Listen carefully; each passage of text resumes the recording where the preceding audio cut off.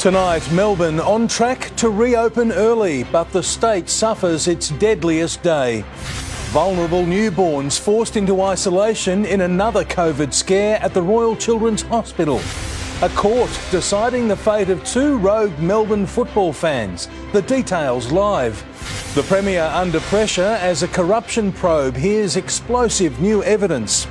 And AFL trades going down to the wire. 90 minutes left to seal the deals. Full coverage. Live from Melbourne, 7 News with Peter Mitchell starts now. Good evening. Melbourne's on track to lift restrictions early, now expected to hit the 80% double dose target on November the 1st. But the fight out of lockdown is coming at a price. We've just recorded the deadliest day of the third wave, and another outbreak at the Royal Children's Hospital has forced dozens of newborns into isolation. The tiniest of humans, 29 premature babies, potentially exposed to a COVID-positive parent. He was at the Royal Children's Hospital neonatal ward late last week, then tested positive this week. There have been no transmission to babies as a result of that exposure, which is great. The second RCH exposure in a week came as 13 Victorian adults with COVID died, our deadliest pandemic day this year. We will unfortunately see days of significant deaths. And a 3-day run of case numbers dropping ended with more than 1,500 announced today. We're very likely to be headed down from here, but it'll be a bit of a bumpy numbers ride. On current vaccine trends, Victoria is 9 days from ending curfew and reopening salons, hospitality venues and retail. That's the 70% goal. The 80% goal should arrive November 1. Tonight we're at 60.9% of adults being fully vaccinated, up half a point on yesterday. It is only Wednesday, the week before we're supposed to hit this target. I'm just very pleased to be having to do this tennis match with you because it's a great problem to have. Like to have had so many people vaccinated so fast is a fantastic outcome. The latest hospital outbreak is forced a rethink. Well, that scare could have been averted if rapid testing had been in place. It'll be in place at the RCH by the end of this week. All visitors except emergency admissions must complete a rapid antigen test on arrival. This is not foolproof. It won't guarantee that we won't have another exposure, but it helps us minimise the risk of that happening. Very few babies have caught COVID. Most hospital admissions have been brief to allow closer observation and haven't needed medical treatment. But plenty of other Victorians will need treatment. Days of big case numbers remain before we begin to reopen and join New South Wales in living with the virus. I think over the course of another year, another 2 years, absolutely everyone will get it as we open up. Blake Johnson, 7 News. And there's breaking news tonight on the vaccination drive. Chanel Vella has the details, and Chanel, it's a critical step in vaccinating children. Well, it certainly is, Mitch. The Therapeutic Goods Administration has taken the next step towards vaccinating children aged 5 to 11. And while full approval for young children could still be weeks away, we are getting closer to protecting some of our youngest Australians. The Chief Health Officer was asked about vaccinating children in this age group today. He said he was hopeful that this move could come soon, especially as children make their staggered return to school. Mitch. Chanel Vella, thank you. The Delta outbreak is causing havoc in our schools, with more than 30 forced to close across the city. One Year 11 student has revealed she was so sick with the virus that she spent days in a coma and almost died. I was so scared, I was screaming and I thought I was going to die. A teenager with a powerful message about catching COVID. I spent nearly a month in hospital and 15 of those days was in ICU. I said to the doctor, please, let me talk to her before you do this. And he said it's best that you don't, she is so distressed. And before that call ended, I heard her screaming. Sailor's lungs quickly filled with so much fluid she could barely breathe. The 17-year-old VCE student spent 9 days in a coma on a ventilator. I had a tube coming out of my neck. I couldn't move, I couldn't talk. I was scared to sleep again.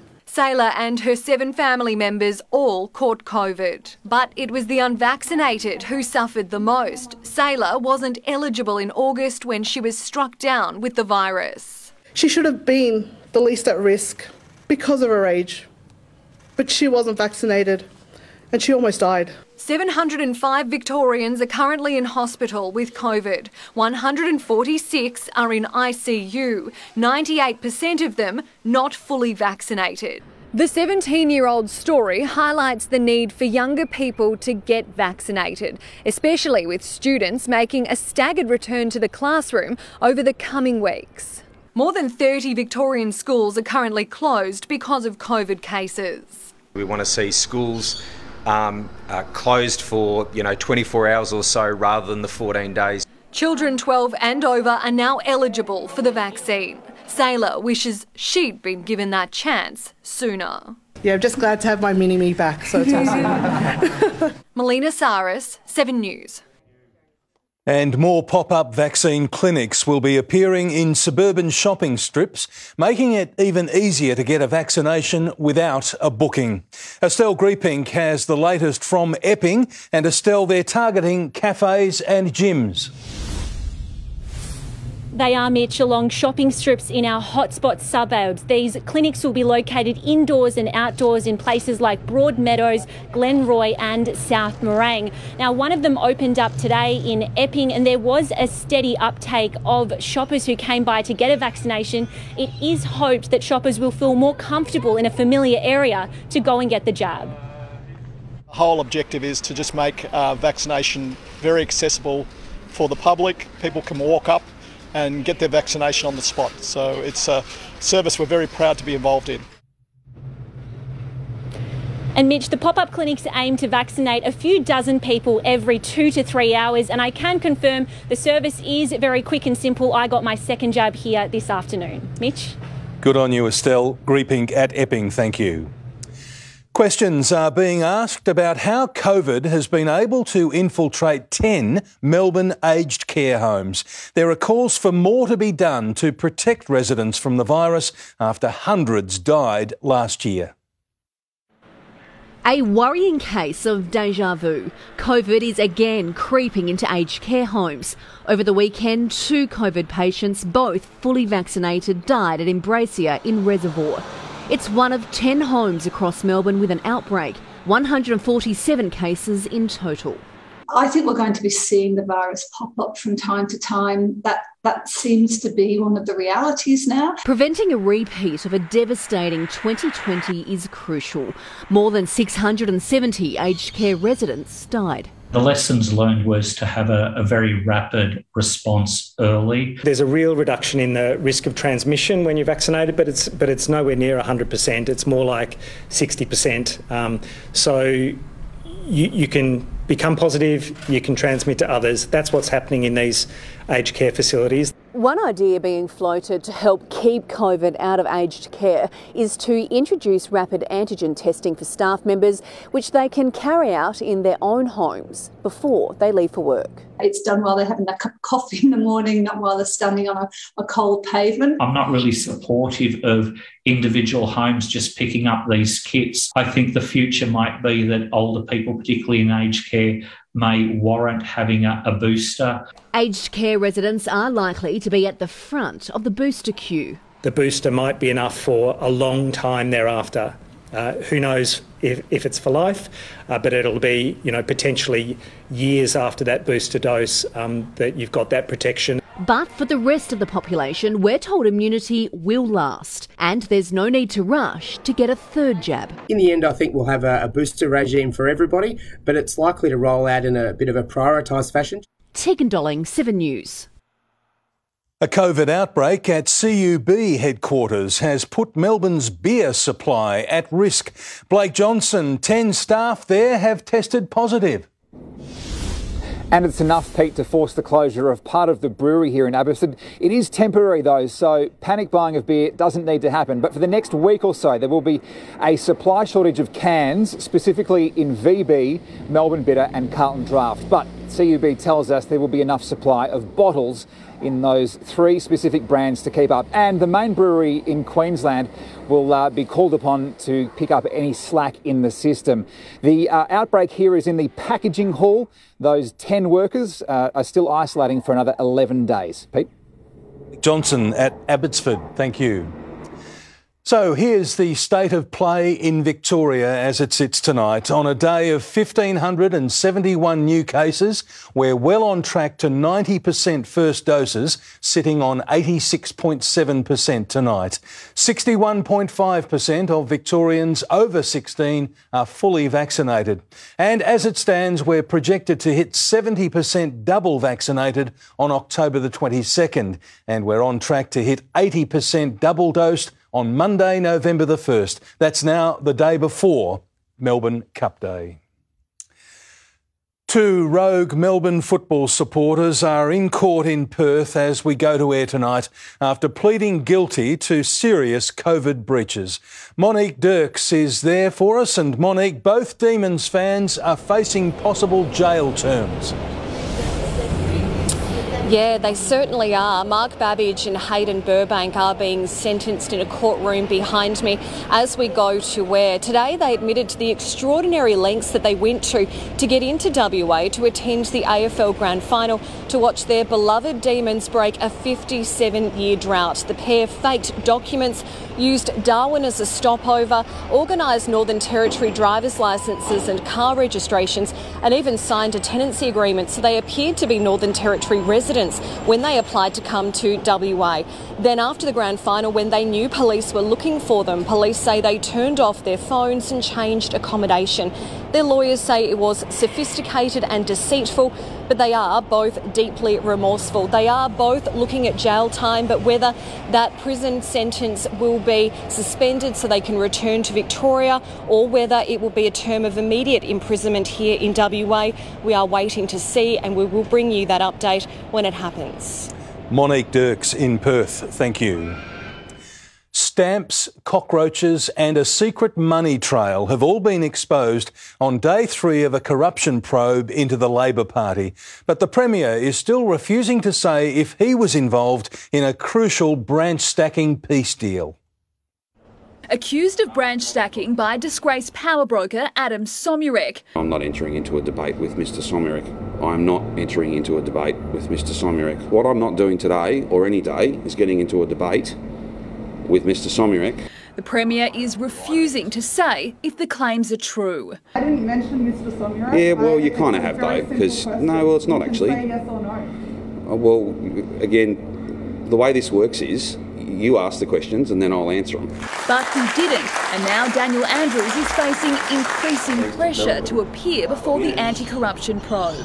Absolutely, the Premier should be called before IBAC. Today, a former Labor staffer revealed he'd handled thousands of dollars used for branch stacking. It was typically given to me in wads of cash, stuffed into an envelope. And claimed he was told to misuse public funds. I purchased around $11,000 to $14,000 worth of $1 stamps. A fair number of them were then rerouted to political purposes for the re-election of Tim Richardson and Willie Ellick in 2018. Adam Sullivan said he was ashamed of what he'd done, but there was a reason no one blew the whistle. No one was going to do that because if someone did, there'd be so many other skeletons in that person's closet that someone else on the receiving end of that blowback could blow them out of the water, so to speak. Mr Sullivan was employed by Mr Somyurek for 9 months full-time. He claims during that period, Mr Somyurek only came into the office once. Also absent from the office were cleaners, and although Mr Somyurek's father was paid to do the job, it was decrepit, run down. It came complete with cobwebs. Chanel Vella, 7 News. The federal government is edging closer to a deal to reach zero net emissions by 2050. A plan was presented to Cabinet today, which includes the promise of tens of thousands of jobs for regional Australia. It's plagued the federal parliament for decades. But a small victory in the long climate war draws near. The religion needs to stop, and the extremities of both sides of this debate need to get out of the way and let the adults in the room get on with the conversation. That conversation held within the Morrison cabinet today. 7 News understands presented to ministers was a new policy committing to net zero emissions by 2050. It categorically rejects any new taxes, promises no costs for Australians. There's an increased focus on hydrogen energy and the expansion of renewable energy. It includes modelling that suggests the creation of tens of thousands of jobs for regional Australia and discusses carbon capture and storage. And we've taken great comfort from the fact the Prime Minister has been very clear that regional Australia will not foot that bill. The plan still needs approval from the Nationals party room, with a meeting scheduled for Sunday. Not everybody in the room will come to the same position, but we'll get a fair guide. Scott Morrison is hoping to do what many prime ministers before him have found almost impossible: negotiate a sustainable climate policy. But he has just 2 weeks to unite the party room before likely heading off to the Glasgow Climate Summit. The fact that it's 5 minutes to midnight is not an emergency for the Nationals party room. One thing is clear: whichever policy is agreed to, some will think it's too much, others not enough. Jennifer Beshwati, 7 News. Well, the clock's ticking to the end of the AFL trade period. Tim Watson, we're in for a frantic next hour. Mitch, the wheeling and dealing is in overdrive as we count down to the 7:30 deadline. All 18 clubs are dialling into a virtual hookup at AFL House. Chief Football reporter Tom Brown is tracking the crucial final hour. And Tom, it's a nervous night for players and clubs. It is, Tim. It's pretty famous. Usually in this final hour, in person, the clubs and the agents furiously and often in heated circumstances negotiate. Tonight, clearly different with COVID. In the arc behind me, the clubs negotiate over the phone. They then log on to the arc and on a video call finalise the deal with the other club and the AFL. It's expected to be a lot of activity in the next hour. Bobby Hill does not look like tonight he'll get to the Bombers. The Giants have just told me on a text message Hill stays. We'll see. His manager is busy pulling on the heartstrings. Hill has a pregnant partner and desperately wants the Giants to accept Essendon's rather attractive offer. The Giants don't want to lose a small forward, even getting into a hawk, Luke Bruce, today, but Bruce did not want to go to the Giants. There's drama at Geelong tonight. Jordan Clark's told the Cats he doesn't want to return from Perth. The new Cats boss, Steve Hocking, is sticking firm. That deal also up in the air, Tim. There's also up to 5 ruckmen looking or could be traded to a new home. We'll have more with Mitch Cleary and myself shortly. In sport, it'll be a drama-packed last hour, Tim.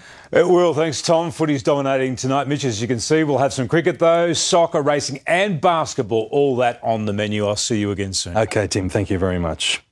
A COVID-positive man has put the community at risk by escaping quarantine. Next, he's been sent to jail for his crimes. We'll have the details live. Also, new advice on whether older Australians should take a daily dose of aspirin. The Australian about to join a Hollywood star in space. And later, a major change to the way we shop. And it starts within weeks.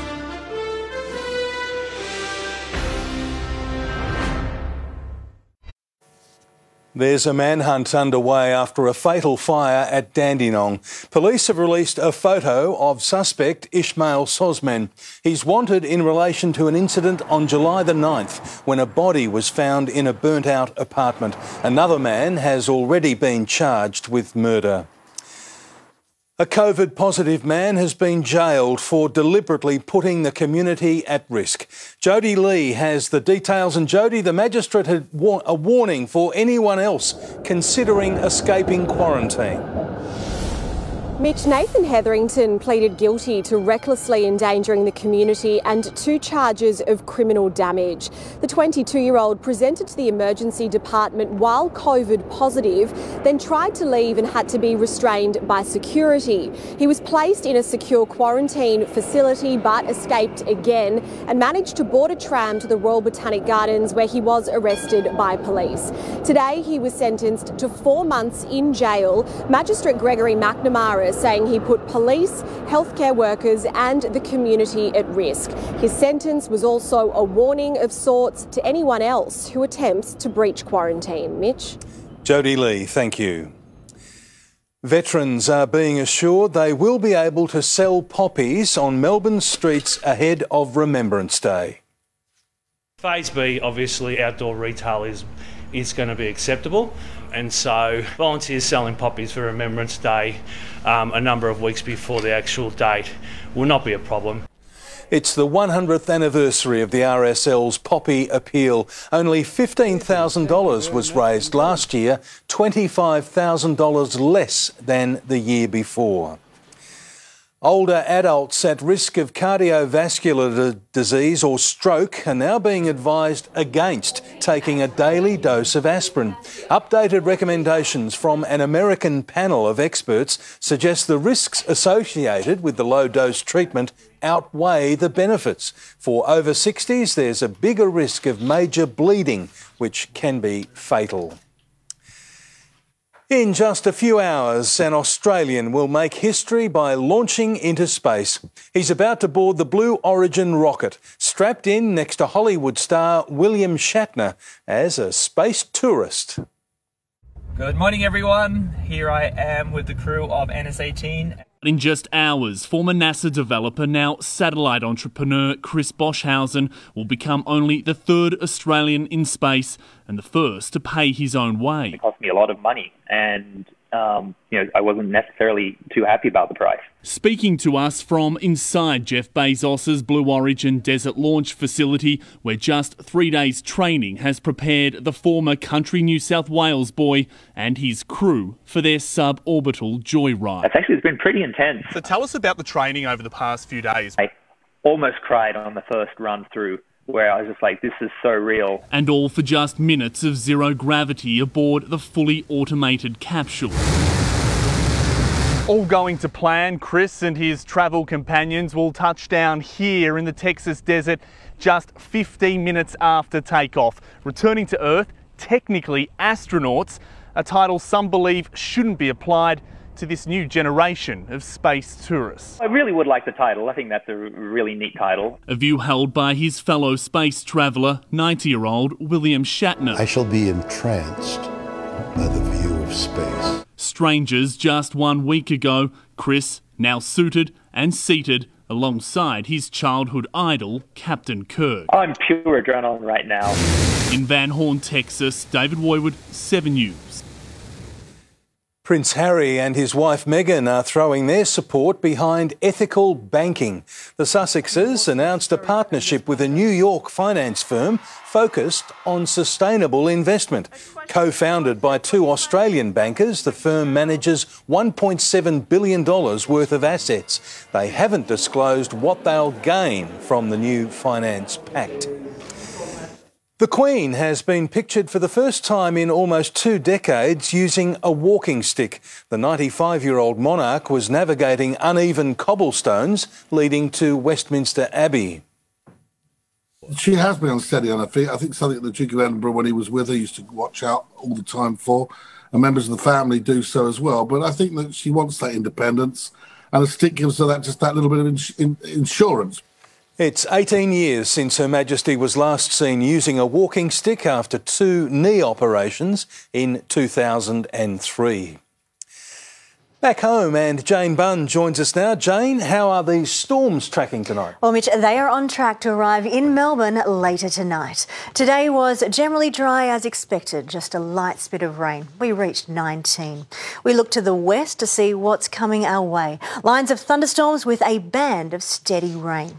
It's just reaching Ballarat now, so we're generally dry until after 9 p.m. Then there should be steady rain and the risk of thunderstorms. I'll show you when all of that will dry up after sport, Mitch. See you then. Thank you, Jane.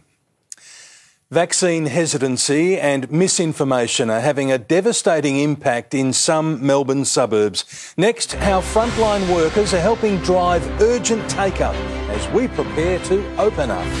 Also, Australia's mission to the moon, when our rover will touch down on the lunar surface. Gruesome details how American travel blogger Gabby Petito was killed. And a country town's campaign to lure a Hollywood heartthrob for a holiday.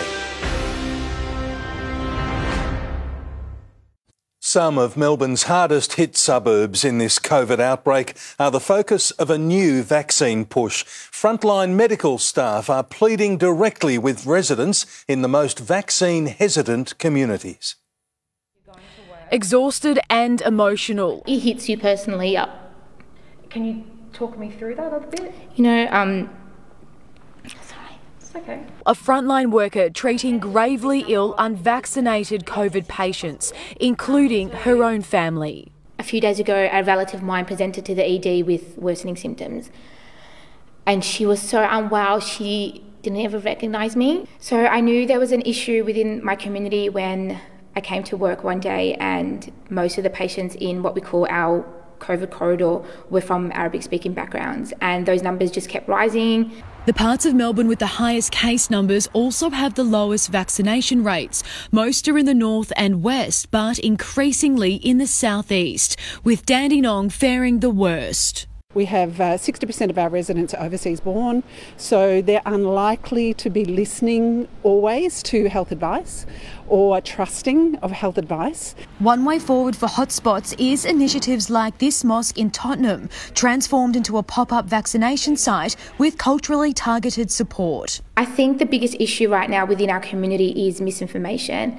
I think that's the biggest culprit to why individuals within a community are not getting vaccinated. Overwhelmingly, almost all the patients in intensive care are unvaccinated. It's rare to find someone who has had the full vaccination dosage to end up in ICU. This pop-up site will be open until Friday, accepting walk-in appointments and bookings. Doctors hope more in the community will feel encouraged to find time to get vaccinated. As a religious leader and a person that has taken the vaccine, and there's nothing wrong with me now. Cassie Zervos, 7 News. Australia is on a new mission to the moon. A major deal struck between the federal government and NASA will see local scientists build the first Australian rover to collect potentially oxygen-rich soil from the lunar surface. And then we can determine just what would life look like on the moon. The rover could blast off as early as 2026. American travel blogger Gabby Petito was strangled to death up to 4 weeks before her body was found in a Wyoming national park. That's the findings of the coroner as police search for the prime suspect, her missing fiancé.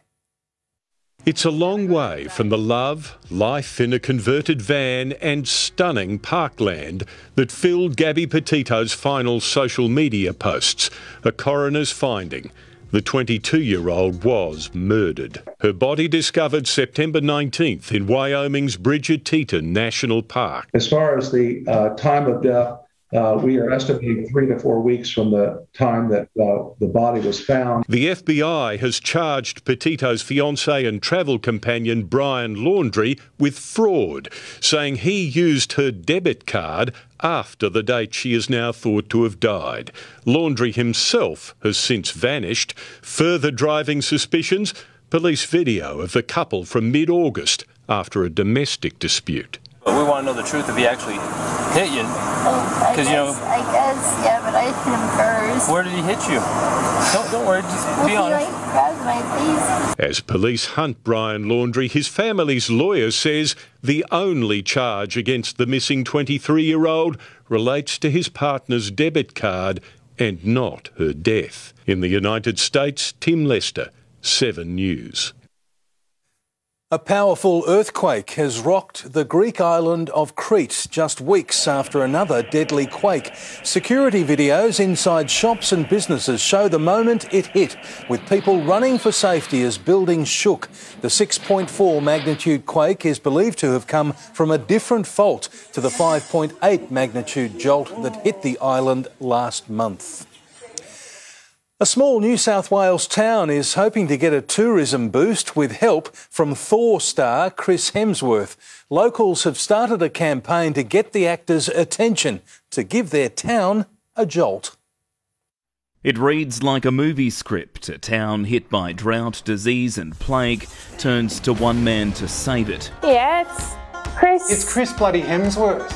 from the Spider-Man movies. The Central West town launching a cheeky bid to get Chris to Cowra. Why would Chris Hemsworth want to come to Cowra? Who wouldn't want to come to Cowra? It's a perfect Aussie getaway. Showcasing all the area has to offer ahead of regional travel returning. We've been doing it tough for a while, like most regional towns. One of the cafes is actually is now doing the Big Chris hamburger and special sauce on it. The Screen Star is already a Tourism Australia ambassador. He's even spruiked competitors overseas. So this town of just 12,000 needed to go big. This big. The Big Chris. A Chris Colossus, a colossal bit of guerrilla marketing. The hope is, he'll say, to be a part of it is a huge honour. But Hemsworth is yet to pick up the phone. Whether or not Hemsworth ever actually hammers out a deal with Cowra doesn't really matter. They're already reaping the rewards of a bit of free publicity simply by stealing some of his thunder. Andrew Denny, 7 News. Good luck with that. There's a new way to pay coming to shops within weeks. Next, how it works and the rewards on offer. Also, the protest over a smoking ban in Melbourne's southeast. And what sparked long queues outside Aldi supermarkets. It appears someone is upset about the new smoking ban in Oakley's Eaton Mall. 8 non-smoking signs have been stolen. The signs were put up on Monday to warn smokers about the official ban that comes into effect next Tuesday. Council has vowed to replace the signs and police are investigating the theft. Now to breaking news. There's a development in the case involving 2 border-breaching Demons fans. Returning to Monique Dirks in Perth, and Monique, one has just been sentenced. Yes, that's right. Melbourne bar and restaurant owner Hayden Burbank has just been sentenced to 27 months jail. Now, part of that will be suspended. He will serve an immediate term of imprisonment here in WA for 3 months. The rest will be suspended. So after 3 months, dated back to the 28th of September when he was arrested, then he will be released and able to go back to Victoria. The judge has described the crimes as some of the worst in the category that he's ever seen. Now, we are still waiting for his financial planner friend Mark Babbage to be sentenced now, but both of the men's charges were rather similar, so we are expecting that the outcome will be much the same. Monique Dirks in Perth, thank you. A major change is coming to the way we shop, with QR codes soon to be used to pay for our purchases. Banks and supermarkets will start using the technology within weeks, with users encouraged to snap and pay instead of tap and go. Scanning QR codes is now a part of daily life, and soon could be even more so, with EFTPOS set to launch its QR payment system before Christmas. From a consumer's perspective, it's going to be as simple as being able to quickly scan a QR code and be able to pay and be recognised for your loyalty in a single scan. Instantly adding points to loyalty accounts like Flybys and Everyday Rewards. Users will also be alerted to offers at the checkout and get information like travel timetables when buying tickets. Woolworths, Coles, National Australia Bank and the Commonwealth have signed up. Commonwealth Bank data shows that customers made nearly twice as many monthly payments using their digital wallet last March compared to a year earlier. The average spend also rose from around $26 to $29. Adoption will be really quick because it actually solves some real problems. This will become the preferred way to pay in Australia. Not everyone is convinced. This is just another payment method for Australians, so initially not a huge change. Retailers will be able to extract more data from customers with the new system and create even more targeted marketing. This as consumer concerns around our privacy and how our data is being used continue to escalate. Retailers are trying to increase the number of channels as wide as possible to gather data on their customers. Gemma Acton, 7 News. There were big queues at Aldi stores across Melbourne this morning. Shoppers lined up down the street to get their hands on cast iron cookware, including a Dutch oven for just $24.99. They're fantastic quality and incredibly cheap compared to other well-known brands. The cookware special buys are almost as popular as Aldi's famous ski clothing sales.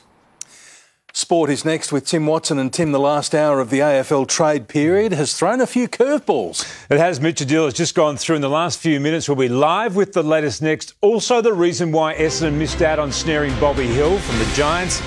The WBBL about to heat up while an Aussie sends a massive message to selectors. He was driving Peter Moody in his road to redemption ahead of the Caulfield Cup. And a vaccine standoff leaves one of the NBA's biggest stars on the outer.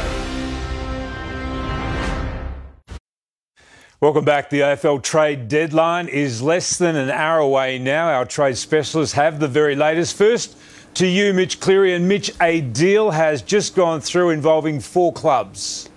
Tim, the ruck merry-go-round is finally swinging. 3 players finding new homes in the last few moments, all exchanged for later picks. It will see Geelong's Darcy Fort end up at Brisbane, John Segler take his place at the Cats on a 2-year deal, and Collingwood's Max Lynch move to Hawthorn. That move, that last one with Max Lynch, could open the door for Mason Cox to keep his career alive at the Pies. 2 other rucks remain in limbo at this stage. Peter Laddams at Port Adelaide. No deal has been clinched yet, but there's still optimism around this deal to send him from Port Adelaide to Sydney. Trishan Jerry, however, from North Melbourne to St Kilda appears less likely at this stage. A deal earlier today was finalised between Adelaide and Sydney. It will see Jordan Dawson move from the Harbour City to the Crows. Reluctantly though, Sydney admitting via their head of football, Charlie Gardner, they were forced into accepting a smaller pick for him. It's a future first-round pick tied to Melbourne, which will be in the late teens, saying they ultimately had to settle on a smaller deal given Jordan Dawson could well have ended up in the pre-season draft. Had he have gone that way, Tim, he could have arrived for nothing. So plenty of movement still in the last hour to come. There is. Thanks, Mitch. Now to Chief Football reporter Tommy Brown. And Tom, the Bombers have missed out on their man late this afternoon. They have Tim. Bobby Hill will stay at the Giants. The Giants have effectively confirmed that, as has his management. The issue tonight really is whether the Giants should have let Bobby Hill go on compassionate grounds. Now, the Bombers made an attractive offer, overs in trade terms, a future second-round selection. The Giants said no. Hill pled with the Giants, they in tears on the phone. His partner is pregnant and wants to be closer to his 2 cousins here in Victoria. His manager has confirmed that Hill will go back to the Giants, but has likened the situation to Cam McCarthy, who famously was forced to stay and then eventually fell out of football. Understand he's contracted, understand he's gone back, but my concerns are that I've gone through this before with Cam McCarthy with some issues. Tim, the Giants simply don't want to lose a contracted small 4. They even unsuccessfully sounded out in a surprise Hawk Luke Bruce today. I can also reveal in developing news that Collingwood came in late and offered the Giants pick 27 and a 3rd round selection. The Giants still said no, and the view is they'll get nothing now for Hill when he leaves at the end of next year. It's a pretty sensational situation. Collingwood getting involved late today. Tim, tonight at Geelong, Jordan Dawson's been on the phone telling the Cats he doesn't want to return from WA. The Dockers are offering pick 22. New Cats boss Steve Hocking desperately wants pick 19. And Tim, just finally, Mitch Cleary and I will be on the 7 AFL Twitter and Facebook channels live from 7:10 with special club guests as this trade period wraps up. It's going to be exciting next hour, Tim. Thanks, Tom. I'm looking forward to that. Peter Moody can cap off his training comeback on Saturday with a win in the Caulfield Cup. He'll saddle up hot favourite Incentivize in the $5 million race. Peter Moody is no stranger to the spotlight. He trained Black Caviar to 25 straight wins, but his trophy cabinet is missing the Caulfield Cup, Cox Plate and Melbourne Cup. I'm not a nostalgic sort of person. I don't lay awake at night dreaming of winning one of them. If I happen to do it, and if it's fortunate enough to be this Saturday, I'll be, very proud to do it. His new prize possession, Incentivize, is the short price favourite for Saturday's Group 1 feature. A win would rate rather high. I don't know. I'd have to speak to my bank manager. Not sure if we've earned a bigger percentage check than the Caulfield Cup. We've won a few nice ones, but maybe not quite that big. Might be number 1 financially, and that's how you rank them, I believe. 4 years away from the track following a 6-month ban, Moody only returned early last year. It would complete his road to redemption. It'll give me a lot of satisfaction. I think I deserve it. I probably need to win 10 of these to get back what the industry cost me 5 years ago. So let's hope this is the first one and I only need 9 more.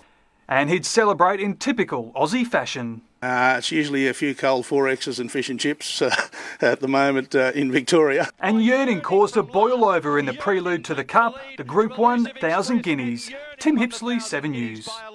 Cricket Australia chairman Earl Eddings has fallen on his sword ahead of tomorrow's annual general meeting.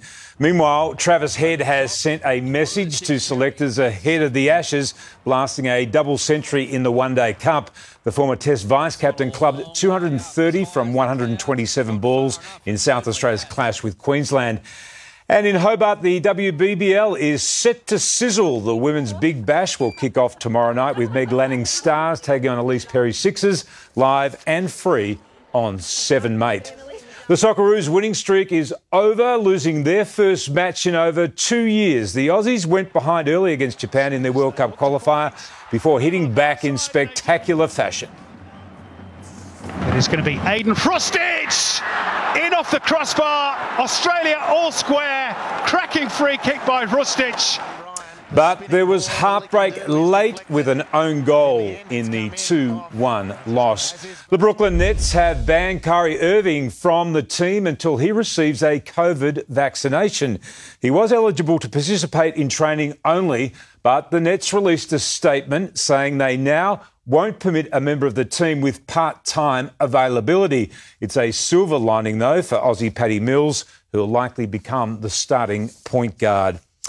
Our Mitch will end sport tonight on a sad note after the death of legendary golf commentator Renton Laidlaw. He was a regular on Seven's summer telecast and covered 165 majors as one of the great voices of the game. Mr Laidlaw died in Scotland, aged 82. Mitch, you spent many an afternoon in the commentary box with him. I did, Tim. He was a lovely man and known by golf fans right around the world, so he will be sorely missed. Such a distinctive voice too. Yes, indeed. That Scottish accent. Thank you, Tim.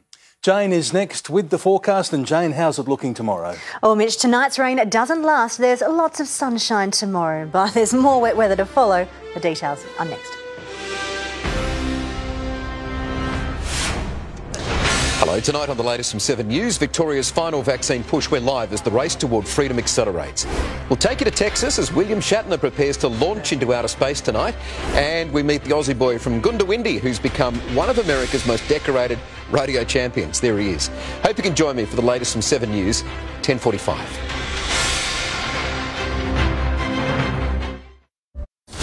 Melissa Caddick was my wife. I can't keep silent any longer. She defrauded millions and millions, then vanished. It's time for the truth to come out. What Australia has heard so far is just the tip of the iceberg. I know why she died. Go inside the mansion. Doesn't get much better than this. No. Inside the money trail. How much money did you give her? $2 million. Who is Melissa to you? My sister. But who would want to murder Melissa? Someone got greedy and wanted her dead. The discovery right here on this beach should have answered a lot of questions. The most extraordinary mystery of our time. All this coastline, for it to be found by anyone, is quite extraordinary. It's beyond me. Did you murder your wife? 7 News Spotlight investigates Melissa Caddick, The Vanishing. Sunday at 7 on 7. Hello again. There are lines of thunderstorms in western parts of the state due in Melbourne later tonight. We had cloud over the city and surrounds, but it was only a light spit of rain. Most will remain quite dry for the next few hours before proper rain and thunderstorms later tonight. The dawn sky was a bit of a sign of what was on the way, and here it is. We have cloud coming down from the north. Underneath that, just a light spit of rain. That is all ahead of the main event. Lines of thunderstorms, a band of steady rain slowly moving eastwards.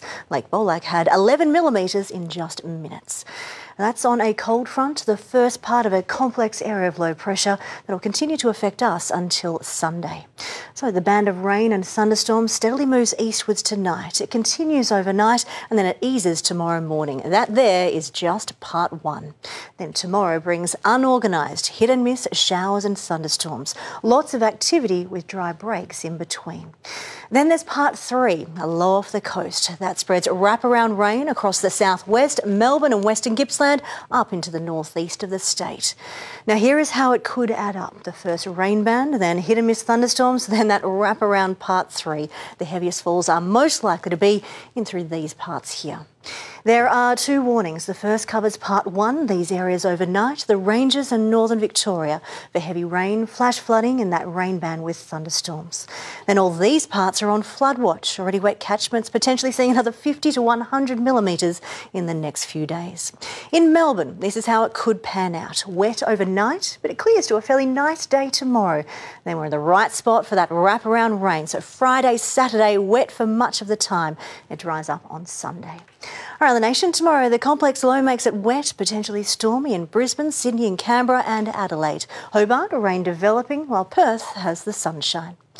To Victoria, rain and thunderstorms, they'll clear the southeast early. Then it's unorganised showers and storms, very hit and miss.